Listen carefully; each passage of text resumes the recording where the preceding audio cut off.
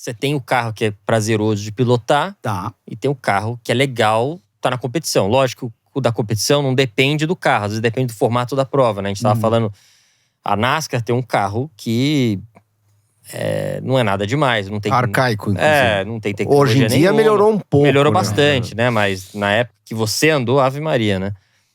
Não, mas você chegou a andar de carburador ainda de NASCAR ou já não era mais carburador? Era carburador. Ainda era? Então, Ainda. o meu também era. Então, eu acho que as nossas épocas eram bem… O carro em si era bem Sim. parecido. O único que não é carburado é o da Cup hoje. Da Cup. Que os outros ainda são. Mas, por exemplo, o carro realmente, como você disse, arcaico.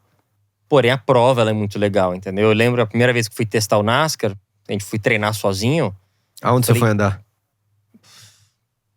New Smyrna, sei lá, acho que é na Flórida. Na isso Flórida, aí, né? New Smyrna Beach. New Smyrna, alguma coisa assim. Aí esse foi o primeiro testezinho. Aí depois eu fui fazer uma corrida de arco em Daytona, enfim. Mas eu só entendi o que era a NASCAR depois que eu fiz a primeira corrida em Daytona. Fazer aquele bank com 40 e tantos carros a 300 por hora, um empurrando o outro.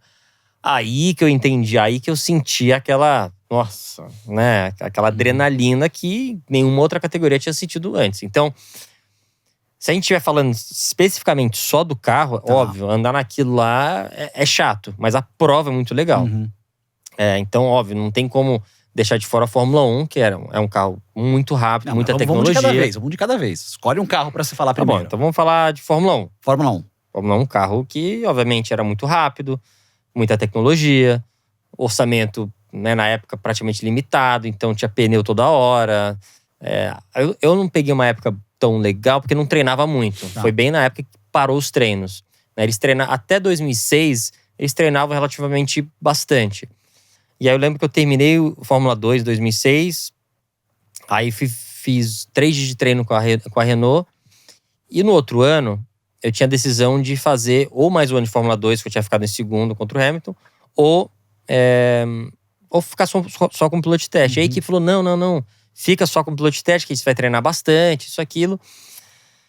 E aí, na época, era o Fisichella e o Kovalainen. O Kovalainen tinha acabado de subir da Fórmula 2. E o Fisichella tava nos finalmente, na final da carreira dele. Então, mas o Fisichella ainda querendo mostrar serviço. Então, o Kovalainen queria treinar muito.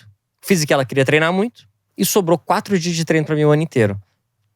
Teve a redução de treino naquele ano, que eram pouquíssimos dias. Não sei se eram… talvez 10, 12 dias, mas os dois pilotos queriam andar o tempo inteiro. E a equipe não tinha como não botar um piloto oficial pra treinar, né? E botar um piloto de teste, né? Quem andava mais dos dois?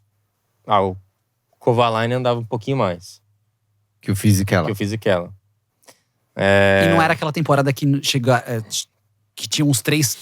alguns testes que botavam 3 carros. Não, isso aí foi talvez 2005 pra baixo. Tá. Então eu peguei uma época com muito pouco treino, mas a gente entrou nesse assunto por quê mesmo? Sobre os carros de pilotar, escolheu Fórmula 1. Então eu peguei uma época que não treinava muito. Mas o carro, obviamente, não tem o que dizer, né? É um carro muito leve, muito potente, muita aerodinâmica. Enfim, é difícil você conseguir… Quanto mais rápido o carro quanto mais leve e quanto mais grip tem, mais difícil fica pro nosso cérebro, nosso corpo conseguir extrair tudo que tem de velocidade naquele carro, entendeu? Né? Talvez você veja alguns pilotos que saem da Fórmula 1, vão pra Indy, andam um pouco melhor na Indy, talvez não porque o nível de piloto seja um pouco mais baixo, mas porque o nível de concentração talvez não tenha que ser tão rápido, né, que talvez alguns pilotos se adaptam melhor naquilo. Em Fórmula 1, realmente, tudo acontece muito rápido. Lógico, essa época agora os carros estão um pouco mais pesados, andam muito de reta, mas na época ali de 2000 vou chutar 2002, 2003, ou até 2000, até 2006 mais ou menos, que tinha o pneu Michelin também, aí tinha controle de tração, não era ABS, mas era um sistema que funcionava quase como ABS. O carro você botava ele onde você queria, do jeito que você queria, e era inacreditável.